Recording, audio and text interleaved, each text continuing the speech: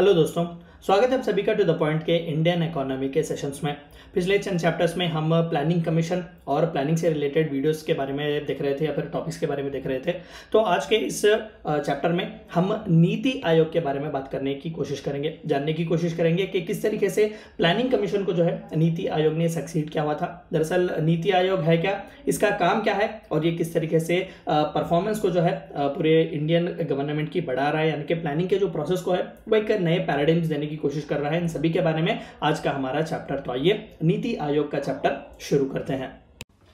सबसे पहला, नीति आयोग का फुल फॉर्म क्या है। आप में से कई लोगों को पता नहीं कि नीति आयोग का एक फुल फॉर्म भी है। नीति आयोग दरअसल एक एक्रोनिम है।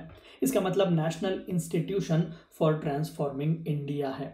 इसमें ही आपको पता चलेगा कि इंडिया को ट्रांसफॉर्म करने के लिए एक नेशनल लेवल इंस्टीट्यूशन बनाया गया है जिसे नीति आयोग का नाम रखा गया है। Planning has been in Indian society as our leaders came under the influence of the socialist climb of erstwhile USSR। जाहिर सी बात है, हमने प्लानिंग का जो इशू है, पंचवर्षीय योजना जो कहते हैं 5 years प्लानिंग, हमने रशिया यानी कि erstwhile जो सोवियत यूनियन था, USSR जिसे कहते हैं, तो वहाँ से हमने अपना इंस्पिरेशन लिया हुआ था।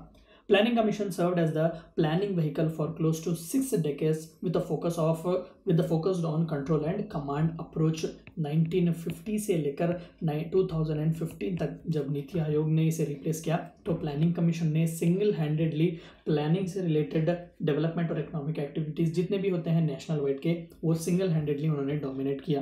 दरअसल प्लानिंग कमीशन जो था वो एक कॉन्स्टिट्यूशनल बॉडी नहीं, वो एक एक्स्ट्रा कॉन्स्टिट्यूशनल बॉडी की तरह काम कर रहा था। वो दरअसल एक एग्जीक्यूटिव ऑर्डर से बनाया गया था, लेकिन इतना वो पावरफुल था कि लिटरली कंट्री के जो गवर्नमेंट के, यूनियन गवर्नमेंट के इकोनॉमिक जो पॉलिसीज़ होते थे, जो डेवलपमेंटल पॉलिसीज़ होते थे, स्कीम्स होते थे, उसे बहुत ही इन्फ्लुएंस करता था।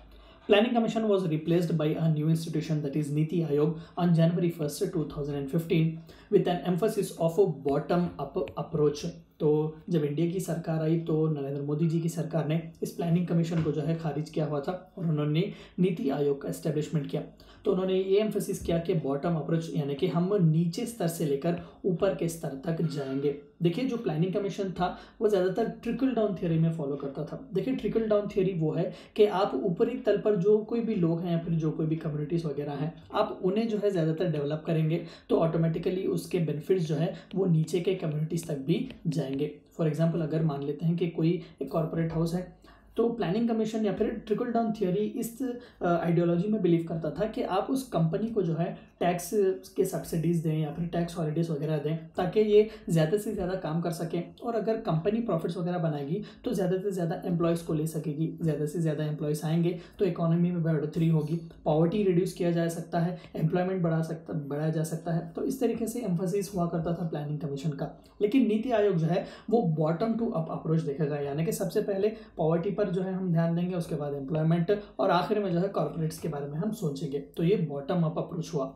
It was envisaged with the vision of maximum governance minimum government. जो प्राइम मिनिस्टर नरेंद्र मोदी जी बार बार कहते हैं कि मैक्सिमम गवर्नेंस और मिनिमम गवर्नमेंट होना चाहिए, तो इस विजन को फुलफिल करने के लिए भी नीति आयोग बनाया गया।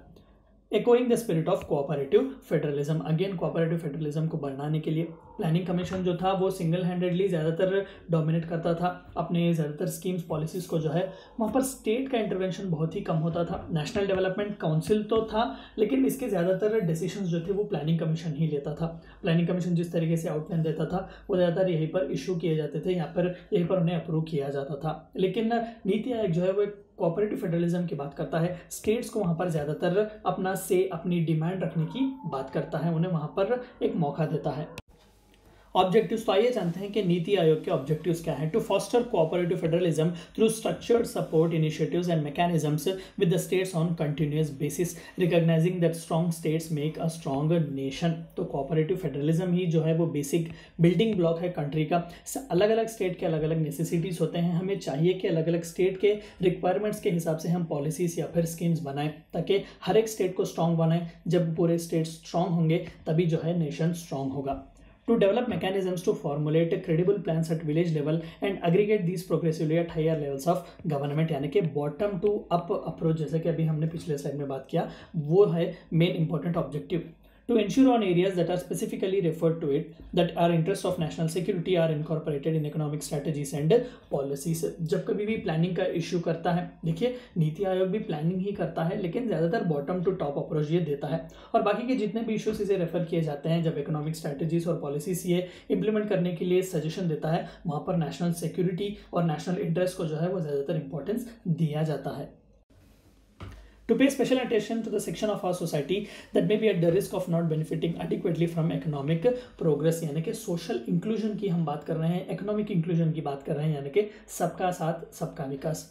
To provide advice and encourage partnership between key stakeholders and national and international like-minded think tanks as well as educational and policy research institution। कई बार आपने न्यूज़पेपर्स में देखा होगा कि नीति आयोग रैंकिंग्स भी देता है, क्लाइमेट चेंज से रिलेटेड हो गया या फिर एजुकेशन रिलेटेड से हो गया, एक थिंक टैंक की तरह काम करता है, रिसर्च की तरह काम करता है। ये इनपुट्स देता है, टेक्नोलॉजिकल जो है एक्सपर्टीज़ देता है स्टेट को, गवर्नमेंट को, चाहे वो गवर्नमेंट ऑफ इंडिया हो या फिर किसी स्पेसिफिक स्टेट के गवर्नमेंट को, ये उन्हें टेक्निकल या फिर प्रोफेशनल एक्सपर्टाइज देता है। कॉम्पोजिशन आइए जानते हैं कि इसके मेंबर्स कौन है। सबसे पहले तो chairperson who is prime minister. देखिए जाहिर सी बात है कि इतना इंपॉर्टेंट एक बॉडी है तो प्राइम मिनिस्टर ही इसके चेयरपर्सन होंगे। वाइस चेयरपर्सन या फिर वाइस प्रेसिडेंट राजीव कुमार साहब जो अभी अपने पिक्चर देखी तो he will be appointed by prime minister. बिल्कुल हूबहू प्लानिंग कमीशन के वाइस चेयरमैन जितने पावरफुल होते थे उतने ही पावरफुल वाइस चेयरपर्सन होते हैं नीति आयोग के। दरअसल नीति आयोग के the very point of reference अगर कोई है तो वो वाइस चेयरपर्सन ही है, बहुत ही इंपॉर्टेंट पोजीशन है। गवर्निंग काउंसिल, एक गवर्निंग काउंसिल भी होती है जिसका members chief minister of all states and lieutenant governors of union territories, यानी कि जितने भी एडमिनिस्ट्रेटर्स और इलेक्टेड रिप्रेजेंटेटिव्स होते हैं, चीफ मिनिस्टर जिसे हम कहते हैं स्टेट के, जो डी फैक्टो लीडर्स जो होते हैं वो सभी इसके मेंबर्स हैं गवर्निंग काउंसिल के। रीजनल काउंसिल्स, अलग अलग रीजनल काउंसिल्स भी इसके होते हैं to address specific regional issues comprising chief ministers and lieutenant generals chaired by prime minister और हिज नॉमिनीज। रीजनल काउंसिल्स जब होते हैं तो प्राइम मिनिस्टर चेयर कर सकते हैं या फिर कोई स्पेसिफिक अपने किसी भी मिनिस्टर को नॉमिनी की तरह भेज सकते हैं। रीजनल काउंसिल्स यानी कि साउथ, नॉर्थ या फिर नॉर्थ ईस्ट, अलग अलग रीजनल रिलेटेड काउंसिल्स होते हैं क्योंकि अलग अलग रीजन के अलग अलग नीड्स और नेसेसिटीज होते हैं। तो इस तरीके से कोऑपरेटिव फेडरलिज्म को बढ़ाने के लिए बॉटम टू टॉप अप्रोच लेकर सोशल और इकोनॉमिक इंक्लूजन करने के लिए नीति आयोग बनाया गया है। ये थी चंद बातें आपको जाननी थी नीति आयोग के बारे में। Thank you for watching my video.